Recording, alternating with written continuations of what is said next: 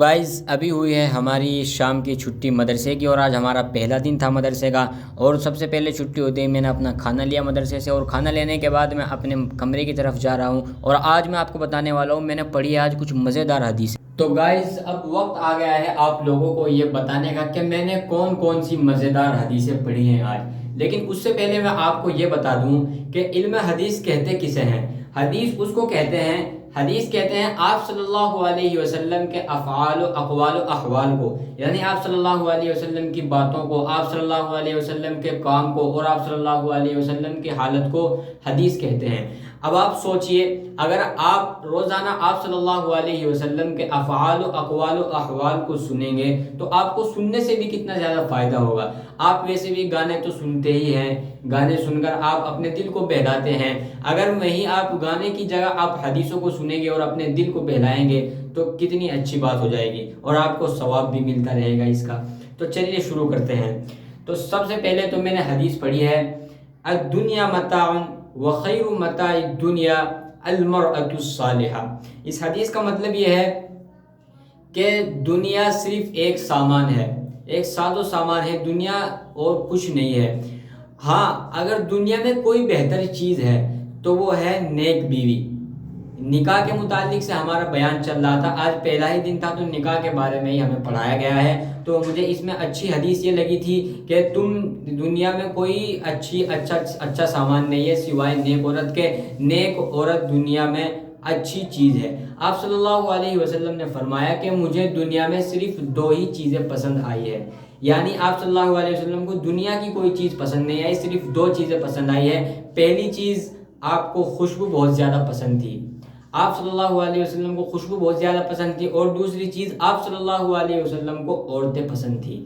اس کا مطلب یہ نہیں ہے کہ آپ صلی اللہ علیہ وسلم چلتی پھرتی عورتوں کو دیکھتے رہتے تھے، نعوذ باللہ، اس کا مطلب یہ نہیں ہے۔ اس کا مطلب یہ ہے کہ آپ صلی اللہ علیہ وسلم کو عورتوں میں دلچسپی تھی، اسی وجہ سے انہوں نے اتنی شادیاں کی تھی۔ ایک حدیث میں آتا ہے کہ آپ صلی اللہ علیہ وسلم کو راستے میں گزرتے ہوئے ایک عورت کو دیکھ لیا، اور اس کو دیکھ کر آپ صلی اللہ علیہ وسلم کے اندر صحبت کرنے کا من پیدا ہوا۔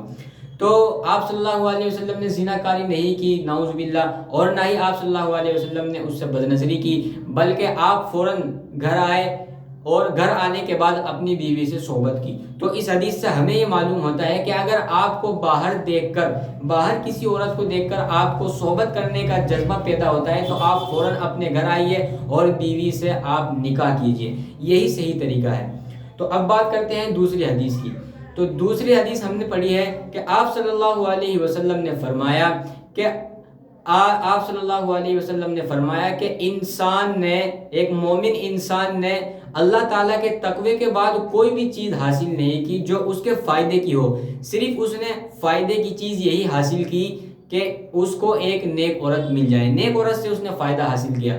اب آپ سوچ رہے ہوں کہ میں عورتوں کی ہی بات کیے جا رہا ہوں، تو میں آپ کو بتا دوں کہ یہ نکاح ہی کا بیان چل رہا ہے، اور نکاح کے ہی متعلق سے میں آپ کو حدیثیں بتا رہا ہوں۔ تو دوسری حدیث یہ ہے کہ آپ صلی اللہ علیہ وسلم نے فرمایا کہ اللہ تعالیٰ کے تقوی کے بعد مومن آدمی نے دنیا میں کوئی چیز حاصل نہیں کی جس سے وہ فائدہ حاصل کر سکے سوائے نیک عورت کے۔ اب نیک عورت کون سی ہے؟ نیک عورت وہ ہوتی ہے کہ اگر کوئی مرد اپنی بیوی کو حکم دے کہ تم میرے لیے یہ کام کر دو، اس کو کسی چیز کا حکم دے تو وہ فوراً اس حکم کی اطاعت کرے۔ اور اب آج کل ہم کیا دیکھتے ہیں؟ آج کل بالکل اس کا الٹا ہو رہا ہے۔ آج کل ہم دیکھتے ہیں کہ مرد کو بیوی کے حکم کی اطاعت کرنی پڑتی ہے، تو ہم اس حدیث کے بالکل اپوزٹ جا رہے ہیں، اس حدیث کا بالکل ہم الٹا کر رہے ہیں، جو کہ صحیح نہیں ہے۔ تو اس حدیث پر ہم عمل کریں گے انشاءاللہ، اور اللہ تعالیٰ ہماری حفاظت فرمائے۔ تو چلو، اور ہم بات کریں گے اگلے ولوگ میں انشاءاللہ، اور حدیثیں جانیں گے اگلے ولوگ میں۔ اگر آپ کو ولوگ اچھا لگا ہو تو لائک کیجئے، اور چینل کو سبسکرائب بھی ضرور کیجئے۔ السلام علیکم۔